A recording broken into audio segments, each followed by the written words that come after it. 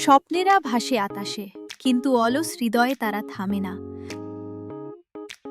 পোশাকে শুয়ে থাকা দুটি স্বপ্নবাজ যুবক, চোখে বড় হওয়ার আশা, অথচ হাতে নেই শুরু করার সাহস। কাল থেকে শুরু করব বলে যত দিন পেরিয়ে যায়, সফলতা শুধু ঘুমে হারিয়ে যায়। গ্রামের চায়ের দোকান, চুপচাপ এক দুপুর, দুই বন্ধু বসে, হাতে স্বপ্নের সুর। রনি, শোন, আমি ঠিক করে ফেলেছি, একটা অ্যাপ বানাবো, কোটি টাকা আয়। জামাল, আর আমি একটা বিজনেস করব, বস হয়ে যাব একদম। রনি, তবে আজ না, কাল সকাল থেকে শুরু করব।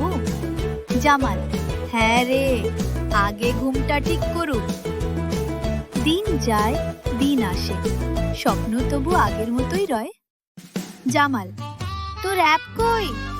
রনি, ঘুমিয়ে পড়েছিলাম রে, তোর বিজনেস।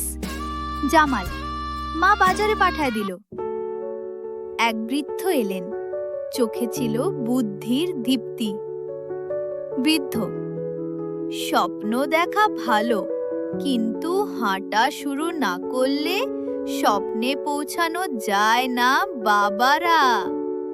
রনি, চাচা, সময় আছে, একদিন বড় হব। 1 বছর কেটে গেছে, চায়ের কাপ হাতে তারাই। জামাল, এখন কি ভাবিস? রনি, ভাবছি আগামী সোমবার শুরু করব। স্বপ্ন যদি থাকে, তবে দেরি কেন?